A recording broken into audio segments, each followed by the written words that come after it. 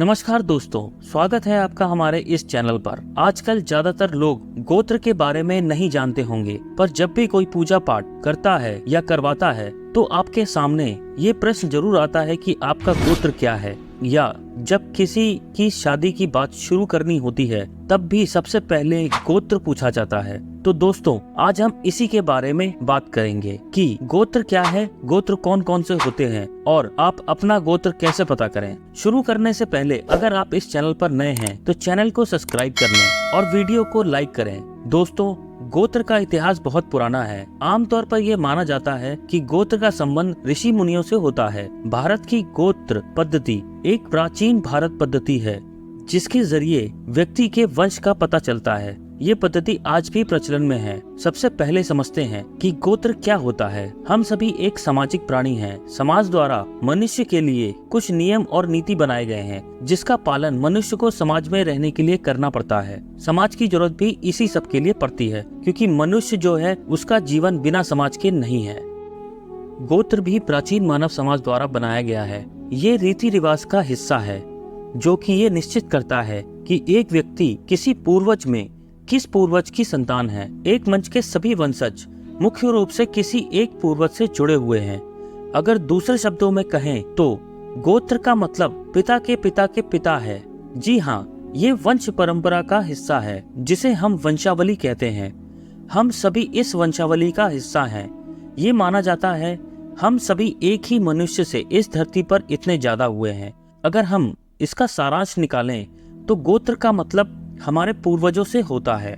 गोत्र कितने और कौन कौन से होते हैं? जाति विभाजन होने के बाद अलग अलग गोत्रों का निर्माण हुआ जिसके द्वारा प्रत्येक जाति के लोगों को अलग अलग भागों में विभाजित किया गया। हमारे ग्रंथों के अनुसार हम सब ऋषि मुनियों की संतान हैं। सबसे पहले मुख्य रूप से सप्त ऋषियों के नाम के आधार पर 7 गोत्रों का प्रचलन हुआ। ये 7 जो ऋषि थे वो थे अत्रि, भारद्वाज, भृगु, गौतम, कश्यप, वशिष्ठ और विश्वामित्र। और इसके बाद में 8वां गोत्र जोड़ा गया जो कि अगस्त्य है। आंकड़ा फिर बाद में चलता गया, लेकिन छोटे स्तर पर साधुओं को जोड़कर देखा जाए तो वर्तमान समय में कुल गोत्रों की संख्या 115 पार कर गई है। सभी गोत्र समान होते हैं। इसमें कोई गोत्र बड़ा या फिर छोटा गोत्र नहीं होता। हमारे देश में 4 वर्ण माने जाते हैं: ब्राह्मण, क्षत्रिय, वैश्य, शूद्र। ये सभी गोत्रों में चारों वर्ण हो सकते हैं। जिनको अपना गोत्र पता नहीं होता उनके लिए कश्यप गोत्र मानकर चला जाता है, क्योंकि कश्यप से ही सारे मनुष्य, जीव जंतु, यहाँ तक कि पशु पक्षियों का भी जन्म हुआ है। इसके लिए जिनको ये नहीं पता होता कि हमारा गोत्र क्या है, वो ऋषि कश्यप को अपना गोत्र मान सकते हैं।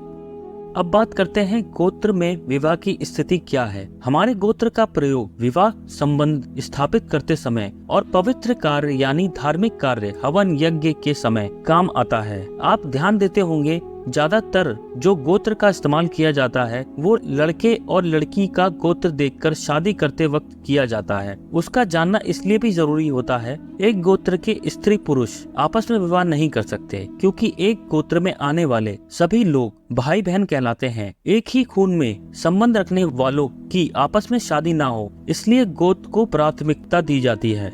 किसी परिवार का जो आदि प्रवर्तक था, जिसे महापुरुष से परिवार चला, उसका नाम परिवार का गोत्र बन गया और उस परिवार के जो स्त्री पुरुष थे वो आपस में भाई बहन माने गए। क्योंकि भाई बहन की शादी अनुचित प्रतीत होती है, इसलिए एक गोत्र के लड़का लड़कियों का परस्पर विवाह वर्जित माना गया। यहाँ पर एक प्रश्न उठता है कि जैसे पिता का गोत्र छोड़ा जाता है वैसे ही माता का गोत्र छोड़ना जरूरी है कि नहीं। प्रधानता होने के कारण पिता का गोत्र पूरी तरह से छोड़ना आवश्यक समझा जाता है, लेकिन माता पक्ष की कन्या से विवाह किया जा सकता है। आइए कुछ महाभारत काल के उदाहरण से इसे समझने का प्रयास करते हैं और बाद में आपको बताएंगे कि वैज्ञानिक दृष्टि गोत्र के बारे में क्या कहती है। महाभारत काल में अर्जुन ने अपने मामा की लड़की सुभद्रा से विवाह किया था, जिससे उनका पुत्र अभिमन्यु पैदा हुआ। कुंती और सुभद्रा के पिता सगे भाई बहन थे। वासुदेव की 2 पत्नियां थीं, रोहिणी और देवकी। रोहिणी की संतान बलराम और सुभद्रा थे, जबकि देवकी की संतान भगवान कृष्ण थे।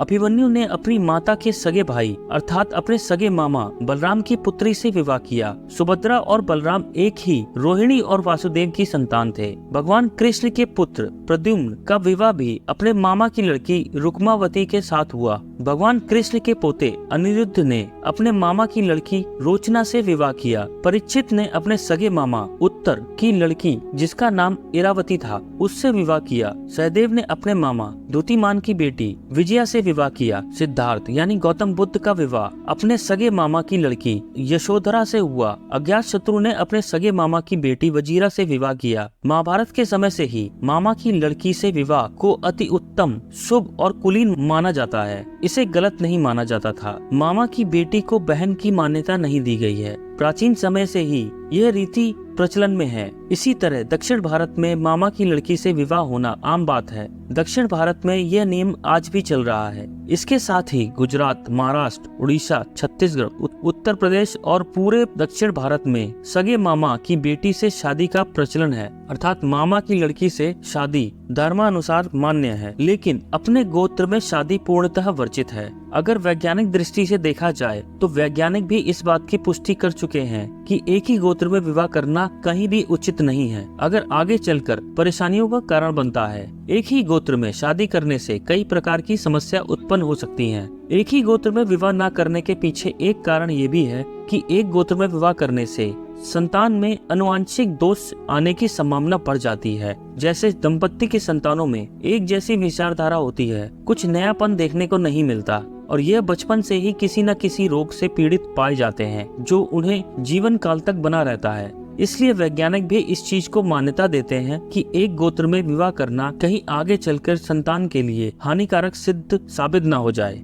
आज के समय में हिंदुओं में गोत्र को स्मरण रखने की परंपरा का त्याग करने से गोत्र का ज्ञान कम होता जा रहा है। वर्तमान समय में अपने गोत्र का ज्ञान होना बहुत जरूरी है, लेकिन हम अपने गोत्र का कैसे पता लगाएं? अपने गोत्र के विषय में व्यक्ति को जानने की जानकारी उसके परिवार में जो बड़े बुजुर्ग हैं उनसे मिलती है। अगर आपके माता पिता अपने गांव से दूर बस गए हैं और आपको अपने गोत्र के बारे में पता नहीं है, तो जो आपके गांव में बड़े बुजुर्ग रहते होंगे उनसे जाकर पता कीजिए, तो आपका गोत्र आपको पता चल जाएगा। अब बात करते हैं कि आपके परिवार में अगर बड़े बुजुर्ग नहीं हैं, तो आप कैसे अपने गोत्र का पता लगाएं? ऐसा माना जाता है कि आपको कश्यप गोत्र मान लेना चाहिए। जी हाँ, जिनको भी अपने गोत्र का पता नहीं होता उनको कश्यप गोत्र मान लेना चाहिए, क्योंकि कश्यप ऋषि से सबसे ज्यादा संतानें हुई। इसलिए मान लिया जाता है कि जिनको ये नहीं पता होता कि उनका गोत्र क्या है तो वो कश्यप गोत्र मान लेते हैं। लेकिन अगर आपको सही से पता करना है, उसके लिए सबसे अच्छा तरीका है आप अपने बड़े बुजुर्गों से पता कीजिए।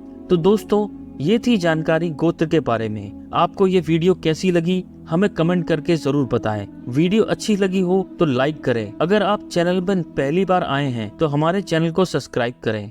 जय श्री राम।